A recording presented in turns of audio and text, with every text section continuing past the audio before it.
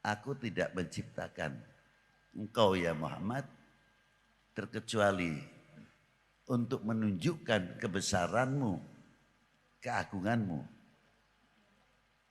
Itulah. Nah, maka diberi 50 waktu. Rasulullah dengan akhlaknya yang luar biasa tidak terus menawar. Wah, umat saya tidak kuat ya Allah. Tidak. Di sina maqamatil mahmud. Rasulullah SAW mundur dulu. Baru ketemu sama Nabi Musa. Karena apa ketemunya dengan Nabi Musa? Karena Nabi Musa pernah bertemu dengan Allah di Gunung Turisin. Munasabah. Di Pasian Seberaha di Gusti 50 waktu sudah tekiat umat sampean teh. Tekiat nuhunkeun nyapuguh atuh. Dan setiap ketemu dengan Allah Ta'ala lagi, Assalamu alayka ayyuhan nabiyyu wa rahmatullahi wa barakatuh. Kurangi 5. Bangsul di kehandap, kurangi lagi 5. Berarti kalau bolak-balik 5 dikurangi terus. Jadi Rasulullah bisa bertemu dengan Allah berapa kali? 9 kali tambah 1 jadi 10.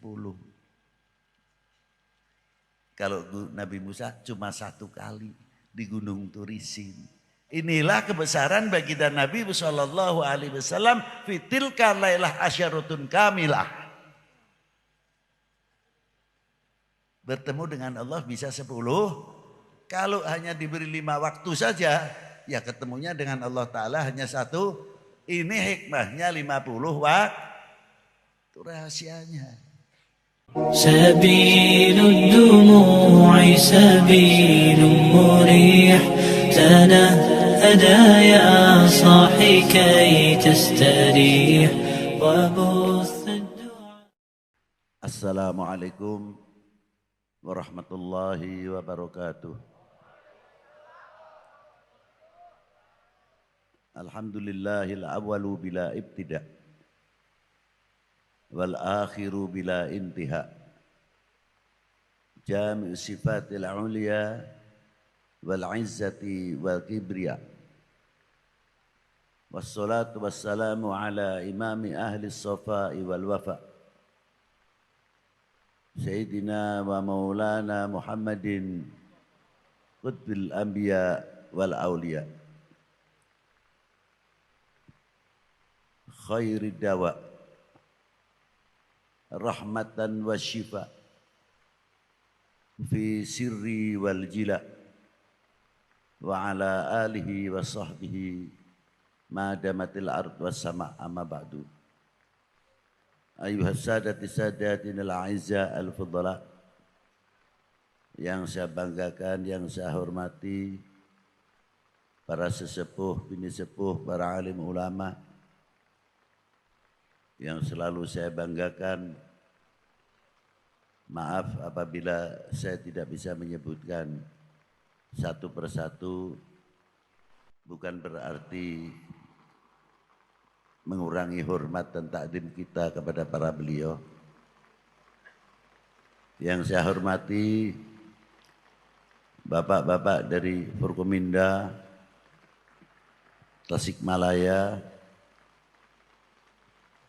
Bapak Bupati, Bapak Wakil Bupati, Bapak Dandim, Bapak Kapolres, dan bapak-bapak dari jajaran pemerintahan, sipil TNI Polri yang selalu kita banggakan. Dan yang saya hormati adik kita Haji Asif sekeluarga, Yasep sekeluarga. Semoga perusahaan ini melimpah barokah dari Allah Subhanahu wa taala dan melimpah juga kepada tenaga kerjanya.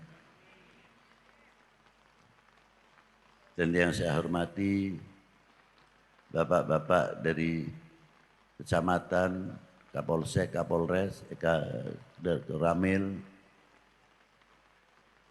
panitia penyelenggara dalam rangka bersolawat Isra Mi'raj Nabi besar Sayyidina Muhammad sallallahu alaihi wa alihi wasallam, hadirin wal hadirat rahimakumullah.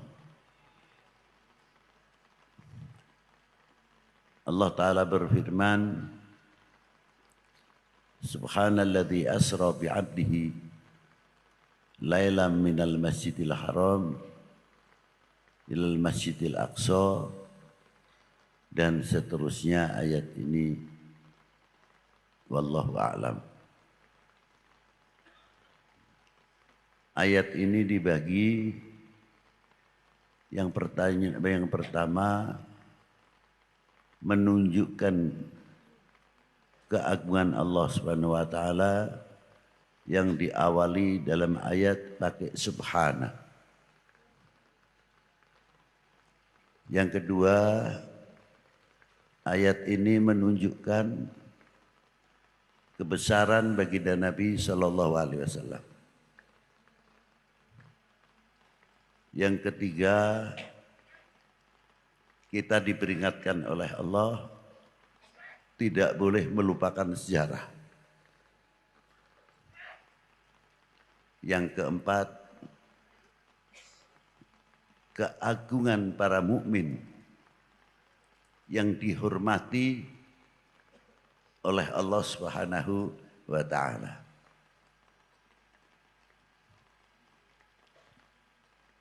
Kalimat subhana ini memang memerlukan cara pengupasan, jelas terlibatnya ilmu pengetahuan umum. Karena di sini awalnya subhana, maha suci Allah dari sifat-sifat kekurangan. Karena Jalla wa ala mausufun bi kulli kamalin munazzahun an kulli naqsin laisa kamitslihi syai'un wa huwa samiul basir jami'ul kamal ghaniyun aman siwa. Allah Ta'ala menciptakan bumi langit ini Baja'izun lahu fi'lu kulli mumkinin aw tarku. Mau menciptakan alam semesta ini tidak ada yang nyuruh atau terpaksa. Seandainya tidak menciptakan alam semesta ini, ya tidak ada yang mencegah. Karena maha di dalam segala sifatnya. Dari itu Allah Ta'ala menciptakan di antaranya walladzi khalaqas samawati wal ard, yang menciptakan bumi langit tersebut pasti ada awalnya. Nah, keawalan itu tersebut ada latar belakang untuk menunjukkan salah satu hambanya yang paling termulia dan paling terdekat di sisi Allah Subhanahu wa taala. Di sini pun kalimah di sisi, kalau salah pemahaman bisa salah. Karena kalimah ada sisi, pasti ada sisi kanan atau sisi kiri. Mustahil bagi Allah Subhanahu wa taala. Kayak orang menyambut kematian seseorang, semoga si A amalnya diterima, ditempatkan di sisi Allah. Sisi mana, belakang atau depan?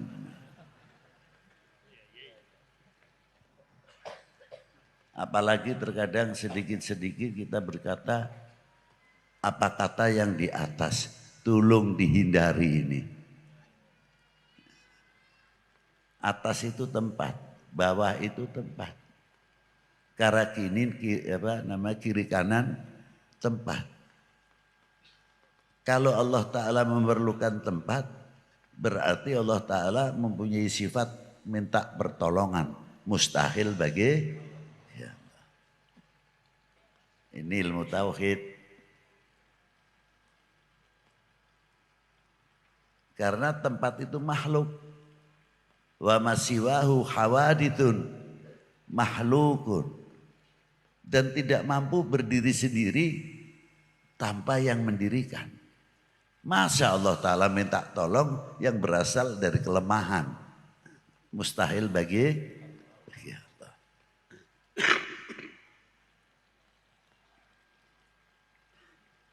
Siapakah yang pertama kali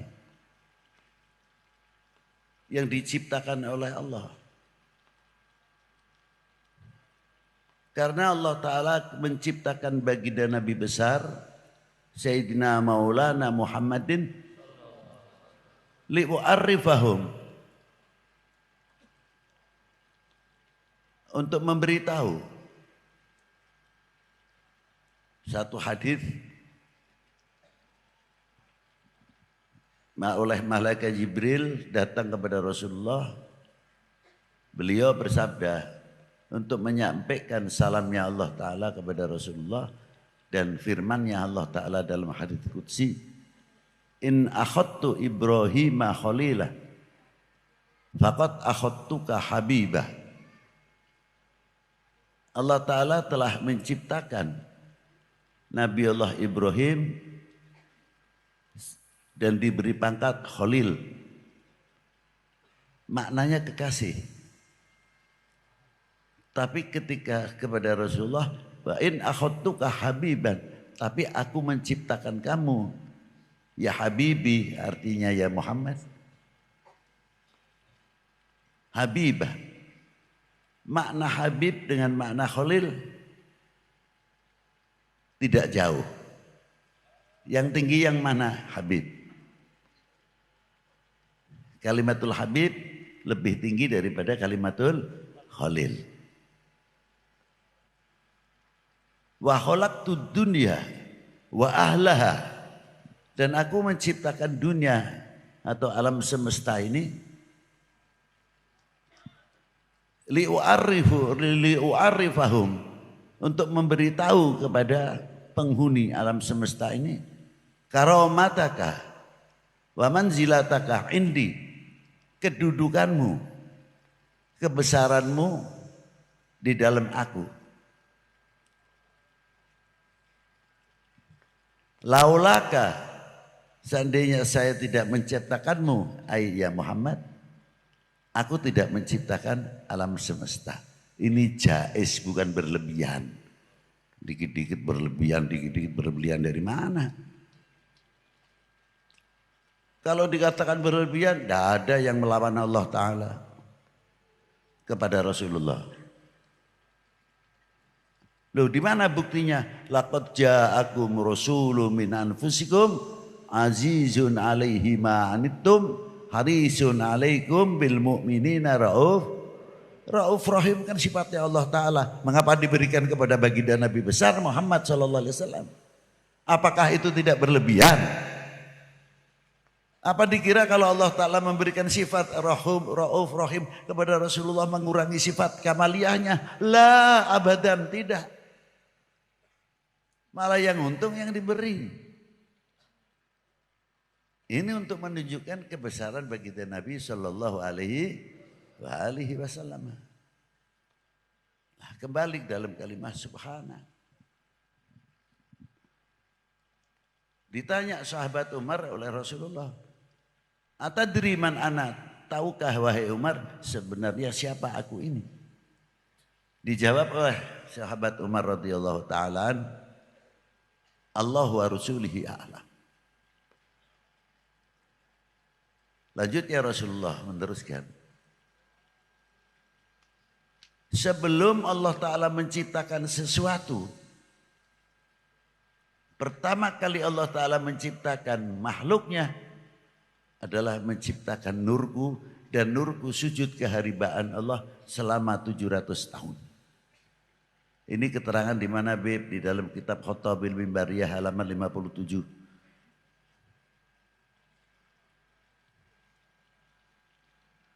Diteruskan hadis ini.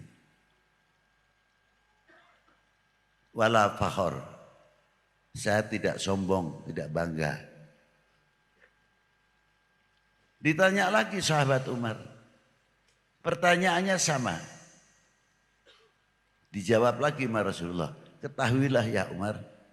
Sebelum Allah Ta'ala menciptakan sesuatu. Pertama kali menciptakan nurku. Dan setiap Allah Ta'ala menciptakan nurku. Setiap yang diciptakan oleh sebab nurku. Nurku sujud kehadiran Allah selama 700 tahun. Wal kursi min nuri. Allah menciptakan kursi dari nurku. Wal arsyu min nuri. Ars dari nurku. Wallahi wal qalam. Menciptakan lauhil mahfud. Wal qalam min nuri. Wa khalaqul jannah min nuri. Wa khalaqal syamsa wal qamari wal nujum. Allah Ta'ala menciptakan matahari, bintang, bulan. Min nuri. Yang hebat terakhirnya. Dan setiap Allah Ta'ala menciptakan sesuatu diambilnya dari nurnya Rasulullah. Nurnya baginda Nabi sujud selama 700. Apa terakhir ini? Wa khalaqa nurul ma'rifah fi qulubil mu'minin min nuri wala fakhar. Maka cahaya makrifah yang diberikan ke tempatkan di lubuk mukmin itu pernah Rasulullah sujud 700 tahun untuk siapa? Al-mu'minun. Luar biasa sekali rahasianya. Sujudnya kepada Allah. Dari sinilah dahulu makna subhan.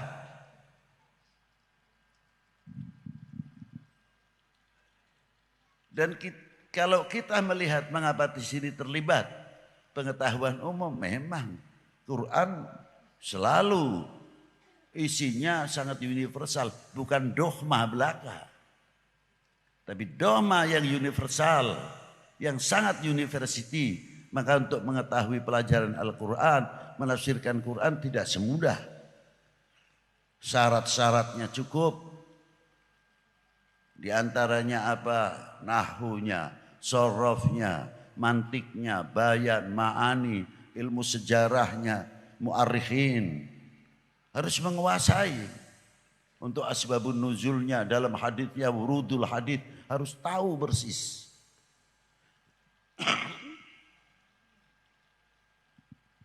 Nah Allah Ta'ala menciptakan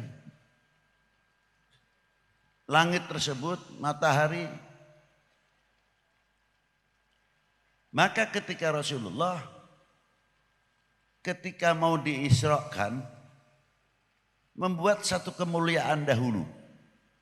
Apa di antaranya? Dibedah dahulu. Aneh kan? Lu Rasulullah saja dibedah untuk menghilangkan sifat-sifat. Walaupun toh tidak ada. Bukan itu makna yang harusnya kita. Masa Rasulullah yang atharun nas, orang yang paling suci kok masih dibedah. Ini suatu takbir. Ibrah untuk umat. Tapi yang sebenarnya memberikan kemuliaan kepada Zam-Zam. Seperti ketika kita haji, umroh. Atau haji berebut mencium hajar. Karena hajar aswad pernah dicium oleh Rasulullah SAW.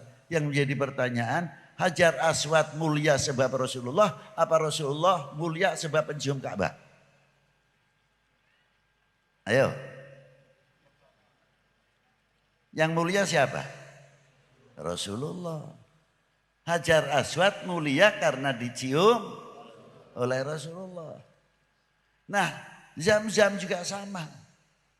Zam-zam kita minum, mulia zam-zam karena sebab baginda Nabi, bukan baginda Nabi mulia karena dicuci oleh zam-zam. Loh. Aja salah nafsir ke. Maka diangkatlah Rasulullah, ringkas saja. Ketika berangkat, itu yang namanya langit sab 1, tidak usah sab 2. Perubahan alam, perubahan cuaca, lain sebagainya. Rasulullah melewati itu. Dan melewati batas yang namanya ionosfer. Itu udara yang paling panas. Benda apapun kalau melewati itu meleleh. Tidak bisa. Tapi kenapa Rasulullah tidak berpakaian astronot? Hanya buruk, santai saja sampai.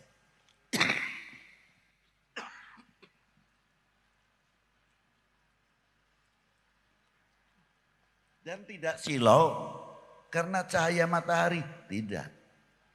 Karena apa? Karena matahari yang silau kepada Rasulullah SAW. Karena matahari nurnya dari sebab baginda Nabi SAW. Maka matahari yang silau sekali melihat baginda Nabi SAW.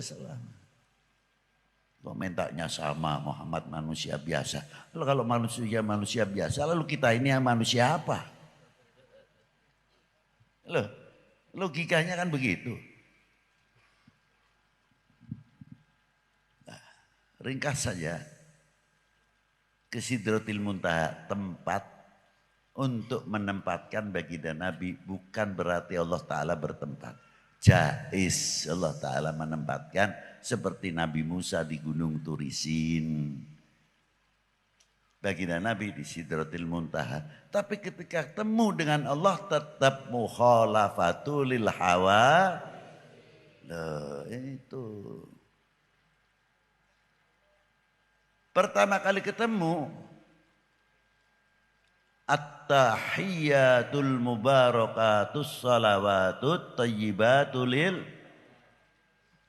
Dijawab oleh Allah Ta'ala apa?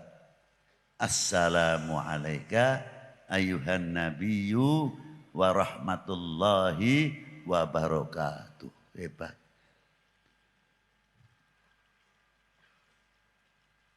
Begitu mendengar salam dari Allah Ta'ala, muncul sifat kepedulian baginda Nabi.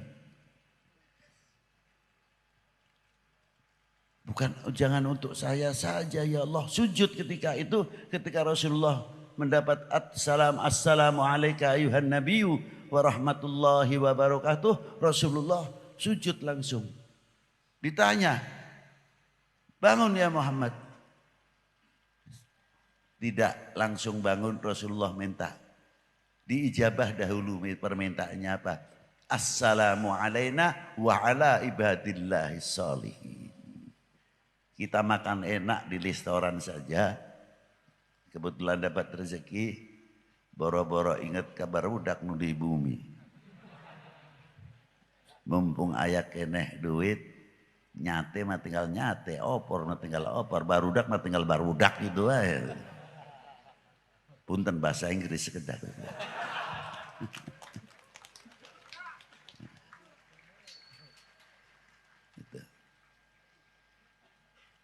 Itulah hebatnya. Ingat kepada regenerasi. Assalamu alayna, semoga engkau memberikan rahmat salam kepada kami, bukan kepada saya. Kepada saya siapa? Sahabat juga masuk. Umat dari mulai semenjak baginda Nabi SAW sampai akhir zaman terus sinambung kepedulian ini. Umatnya selalu mengumandangkan assalamu alayna wa ala ibadillah sholihin. Masjid yang satu, sholat tahiyat berjamaah, assalamu alayna wa ala ibadillah sholihin. Dimanapun mengumandangkan assalamu alayna wa ala ibadillah. Itulah uhuwatil ummah, uhuwatil muslim, ahul muslim, sinambung terus. Bagaimana kepedulian kita kepada dunia. bukan untuk individu. Dan bagaimana menurut assalamu alaina wa ala ibadillah sholihin, Rasulullah takdimnya. Sebetulnya assalamu alaina itu kalau segi balaghah sudah cukuplah untuk kita saja, untuk kita semuanya. Enggak, disambung. Wa ala ibadillah, orang-orang yang soleh diutamakan. Menunjukkan bagaimana cintanya baginda Nabi sallallahu alaihi wasallam kepada orang-orang solehin. Itu hebatnya. Jadi sholat itu kalau kita ambil tahiyat saja. Ringkasnya Allah Ta'ala memberikan tugas sama Rasulullah 50 waktu. Ya, terkadang kita juga ada pendapat, masa Rasulullah tawar-menawar. Ya kalau Rasulullah sih bukan tawar-menawar, beliau meringankan umat tujuannya. Nah kalau saya sendiri tukang tawar-menawar, pegawaian. Punten wae, mending masih musim halodo. Kalau musim hujan mah doana sanes lah. Anu patani mah pakinten, aduh caina masih kekurangan keneh Gusti, hujan terus. Alhamdulillah Gusti. Cobi tukang ngaleot anu hendra apa itu namanya? Setrika. Ya Allah, hujan nama bagi bayar itu lah siang itu. Sudah bertentangan itu dengan Pak Tani doanya. Yang satu minta siang hujannya terus, yang satu minta malam saja. Karena apa? Acuk anu di seseh, can kering.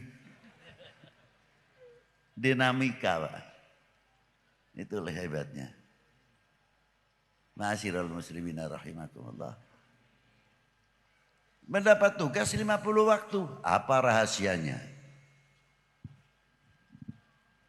Kembali kepada hadis yang pertama saya ucapkan ini. Aku tidak menciptakan engkau ya Muhammad terkecuali untuk menunjukkan kebesaranmu, keagunganmu. Itulah. Nah, maka diberi 50 waktu. Rasulullah dengan akhlaknya yang luar biasa tidak terus menawar. Wah, umat saya tidak kuat ya Allah. Tidak. Di sina maqamatil mahmud. Rasulullah SAW mundur dulu. Baru ketemu sama Nabi Musa. Karena apa ketemunya dengan Nabi Musa? Karena Nabi Musa pernah bertemu dengan Allah di Gunung Turisin. Munasabah. Di pasian seberaha di Gusti 50 waktu. Lah, tekiat umat sampean teh. Tekiat. Nuhunkeun. Nyapukuh atuh. Dan setiap ketemu dengan Allah Ta'ala lagi, Assalamu alayka ayyuhan nabiyyu wa rahmatullahi wa barakatuh. Kurangi 5. Wangsul di kehandap. Kurangi lagi 5. Berarti kalau bolak-balik 5 dikurangi terus. Jadi Rasulullah bisa bertemu dengan Allah berapa kali? 9 kali tambah 1 jadi 10. Kalau Nabi Musa cuma 1 kali di Gunung Turisin. Inilah kebesaran baginda Nabi sallallahu alaihi wasallam fitilka lailah asyaratun kamilah. Bertemu dengan Allah bisa 10. Kalau hanya diberi 5 waktu saja, ya ketemunya dengan Allah Ta'ala hanya 1. Ini hikmahnya 50 waktu. Itu rahasianya. Makanya dalam surat ini tepat. Subhanalladzi asra bi 'abdihi. Siapakah abdihi tersebut? Ya hambanya Allah Ta'ala, Nabi besar Muhammad. Maknanya bukan itu. Maknanya abdun man kamila ubudiyatihi. Seorang hamba yang sempurna dalam maqamatil ubudiyahnya. Bukan asal makna hamba, bukan. Nah, ini. Makanya keistimewaan luar biasa. Ini khusus kembali seterusnya ayat. Minal masjidil haram ilal masjidil aqsa. Ada apa? Apanya memperjalankan masalah buruk Isra ini hanya dari Masjidil Haram ke Masjidil Aqsa? Lah, ada rahasia yang cukup. Ada apa? Ada sejarah yang luar biasa peninggalan Karuhun. Yang diperintah oleh Allah Ta'ala membangun Ka'bah. Maaf, bukan partai. Loh, maaf ini loh. Nanti bisa salah persepsi, saya yang salah nanti. Loh.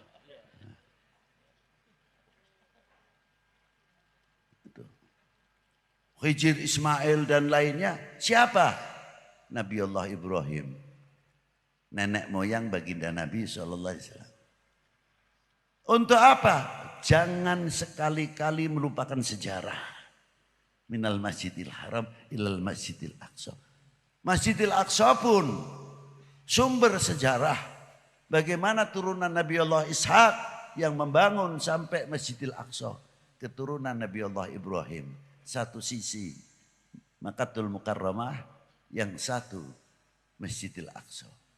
Dua-duanya mengandung sejarah yang luar biasa. Al-Quran. Bahkan tidak cukup dari itu.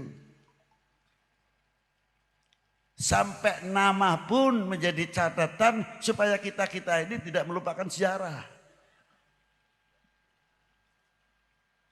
Dari nama para nabi sampai nama wali perempuan dalam Al-Quran. Surat apa? Ibrahim. Surat siapa? Surat Nuh. Surat Yusuf. Yunus. Hud. Ada yang perempuan waliyah. Surat Maryam. Coba. Untuk apa? Supaya kita tidak melupakan sejarah.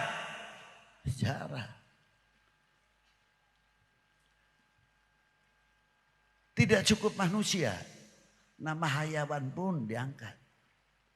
Sejauh mana kita peduli terhadap makhluknya Allah Ta'ala. Surat Baqarah. Ankabut. Coba. Luar biasa. Pak Wagub. Siapa Pak Wagub? Loh, ini satu contoh. Satu sisi kita tidak boleh melupakan sejarah. Nah, coba kita lihat begini saja. Kita lihat sudah jelas ada patokan minal masjidil haram ilal masjidil aqsa.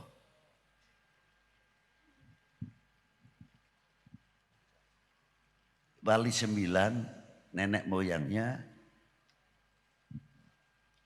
bagaimana mengikuti jejak baginda Nabi SAW. Pertanyaannya, mengapa Rasulullah dihijrahkan ke Madinah? Mungkin di sini hanya banyak yang menerangkan tekanan-tekanan dari kafir Quraisy pada waktu itu. Lah, seandainya tidak ada tekanan, apalagi tidak ada hijrah. Hijrah tetap mauqut. Sudah tertulis. Tak ada halangan atau tidak, tetap akan dihijrahkan ke Madinah. Mengapa pilihannya Madinah? Padahal semenanjung Arabia pada waktu itu sudah maju. Kenapa pilihannya Madinah?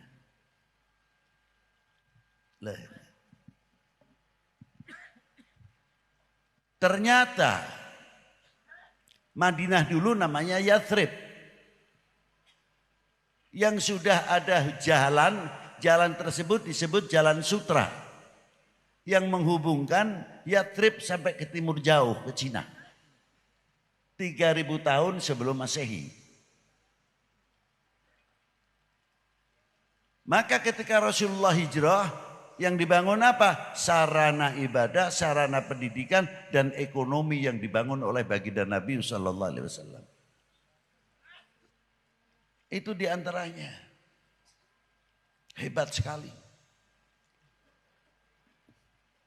Sehingga bisa mengumpulkan perjanjian Madinah dan sebagainya pada waktu itu. Jadi kalau kita tafsirkan panjang mungkin insya Allah hijrahnya Rasulullah, kalau kita tirukan, Allahu Akbar, bangun masjid. Allahu Akbar, bangun sarana ekonomi. Allahu Akbar, bangun marketing. Allahu Akbar, bangun pertanian. Allahu Akbar, bangun pabrik-pabrik yang menguntungkan umat dan bangsa ini. Allahu Akbar, bangun fakultas perguruan tinggi, ahli IT, ahli elektro, ahli pertanian, ahli kimia, dan lain sebagainya. Itulah. Jadi membangun. Satu contoh. Maka para wali dari dzurriyyatun Nabi sallallahu alaihi wasallam khususnya ketika mau masuk ke Indonesia, beliau berjalan dahulu meniti sejarah Jalan Sutra masuk ke India dahulu. Siapa yang pertama kali masuk ke India? Sayyidina Imam Amir Abdul Malik bin Alwi Amal Faqih bin Muhammad Sahib Marbat bin Ali Khaliq Qasam bin Alwi bin Muhammad bin Alwi bin Ubaidillah bin Ahmad al-Muhajir bin Isa an-Naqib bin Muhammad al-Naqib bin Ali al-Uraidi bin Ja'far al-Sadiq bin Muhammad al-Baqir bin Ali Zain al-Abidin bin Husain Sibti bin Ali bin Abi Talib wa bin Fatimah Zahra al-Batul binti Rasulullah sallallahu alaihi wasallam Rasul. Dan Imam Ja'far Shadiq ibunya adalah Sayyidah Farwah bintil Qasim bin Muhammad bin Abi Bakrin Siddiq. Jadi wali 9 para habaib khususnya yang di Indonesia ini yang turunan dari Sayyidina Husain, ya cucunya Sayyidina Husain, ya cucunya Sayyidina Hasan, ya cucunya Ali bin Abi Thalib, ya cucunya baginda Nabi, cucu Sayyidah Fatimah Zahra, juga cucunya Sayyidina Abi Bakrin Siddiq. Nah itu. Ini kepanjangan tidak Pak? Yang benar ah. Saya dower nanti kalau nah itu. Terus tinggal di Nasrabat, Hyderabad. Menggabungkan bagaimana ekonomi India dan ekonomi Cina pada waktu itu. Dan para aulia yang akan masuk ke Indonesia, para habaib belajar ekonom dari situ.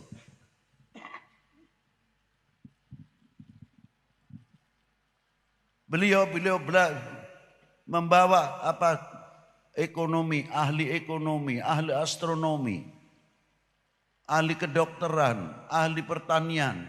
Banyak yang digapai ilmunya untuk pembekalan masuk ke Indonesia, bukan pedang. Nah itu, masuk ke Indonesia dengan jalur ekonomi. Kalau saya bawa dagangan, masuk ke rumahnya orang, Assalamualaikum, waalaikumsalam. Aduh, di mana Pak? Kalongan biasa Pak. Wah batik biasa Pak, kalongan mah. Terus tepang. Ente nanya, ente curiga. Da batikna seueur nu dibantun. Aduh Pak. Ningalan be menang tah henteu cenah. Wih mangga tuh. Langsung patepang. Coba kalau kita pakai begini-begini. Langsung Assalamualaikum. Waalaikumsalam. Kenal Islam? Ingin belajar Islam? Bubar orang itu. Lah, teori yang luar biasa ulama-ulama kita yang canggih. Luar biasa. Yang ahli ekonomi, yang ahli pertanian. Bagaimana lemah lembutnya beliau. Tidak cukup dari itu, seni budaya itu tidak kita tabrak, tapi kita hidupkan, dialihkan yang baik. Seperti siapa? Dunia perwayangan yang dilakukan oleh Kanjeng Sunan Bonang dan muridnya Kanjeng Sunan Kalijogo. Itu luar biasa. Bukan kayak seperti Habib Lutfi. Datang-datang ke dia terus ini. Ya Nabi salam alaika. Kayak bubar lampu amplop na seberhaga. Abdi terang teh.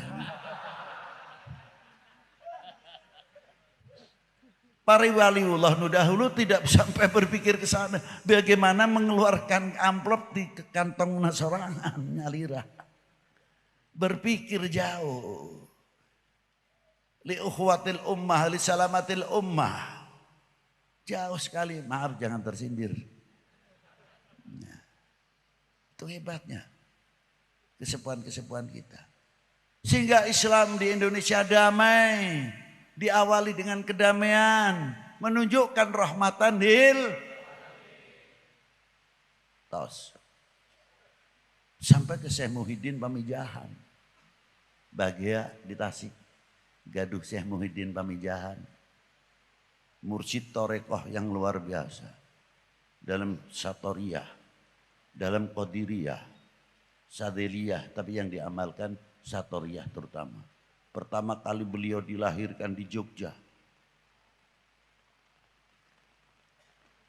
Setelah dewasa beliau belajar kepada Syekh Abdul Rauf Singkil. Dibawa gurunya ziarah ke Baghdad. Pulang dapat tugas menciarkan tarekohnya pertama kali di Jogja. Hampir murid-muridnya tarekoh Satoriyah di Jogja. Dari para sultan sampai ke bawah masyarakat kecil mengambil ilmu tarekoh dari Syekh Muhyiddin Pamijahan. Luar biasa. Tapi punten bae sampai ayeuna teh. Abdi hoyong di Tasikmalaya khususnya anu caket sareng Syekh Muhyiddin Pamijahan. Bu sekali-kali ayah holna Syekh Muhyiddin gitu sekali-kali teh. Ambeh ngaramekeun syiarna barokahna ti Gusti. Ke urang sadaya kumaha carana ambeh berkahna teh aya ketinggal gitu. Ieu di Tasik teh aya mutiara anu luar biasa. Iraha ayana holna. Nah, tadi saya sudah rundingan sama ajengan sama Pak Bupati sama Pak Dandim. Ayo ya hidupkan kembali holnya Syekh Muhyiddin Pami. Bangga tidak kita punya Syekh Muhyiddin Pamijahan? Ya harus dong, jangan bangga-bangga saja. Bangga, ini nama susah. Bangga. Payah ini. Lah itulah. Maka di sini. Bagaimana beliau berjuang? Mengangkat nama Indonesia, ulama il-kibar di dunia internasional, di dunia tarekah yang tidak kenal kepada Syekh Muhyiddin Pamijahan siapa. Sampai orang terkenal karena si Syekh Muhyiddin Pamijahan teng-tengen cek sudah mamer. Leres tante. Nah, coba. Itu satu contoh. Ayo dirahat kiai gini. Satu acan Ramadan. Satu acan Ramadan hol nangkena. Setuju? Tah si gampang mengucapkan setuju. Nah, nuhun bisa kesemangatan itu. Coba itu Syekh Muhyiddin. Dia ikut berjuang. Bagaimana menghadapi VOC pada waktu itu. Beliau mempunyai kontribusi. Diteruskan oleh regenerasi. Muncul beberapa ulama-ulama luar biasa. Seperti Kiai Mojo, Sentot Prawiro Dirjo, Diponegoro, dan tokoh-tokoh yang lain luar biasa. Ikut andil besar menegakkan merah putih kembali. Coba. Maka di dalam merah putih perlu kita mengetahui apa di dalam kandungannya merah putih. Karena di dalamnya ada kehormatan bangsa, ada harga diri bangsa, jati diri bangsa. Siapa lagi kalau bukan kita-kita yang menjunjung tinggi kehormatan bangsa. Ulah perem bae tuh. Punten mangga ngaleut.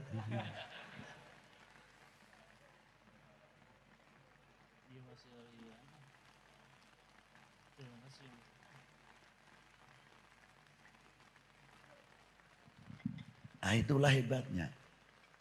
Sehingga apa yang diperjuangkan oleh para leluhur, pertanyaannya cuma satu. Kita wajib mencintai bangsa dan tanah. Yang keras, tanah. Itu lempem ah. Ada yang buat Indonesia kayak sungkan, lucu. Bapak dari mana? Indonesia. Bapak dari mana? Indonesia. Perwibawa nama negara. Bukan, Bapak dari mana? Indonesia. Ngerahkan gitu.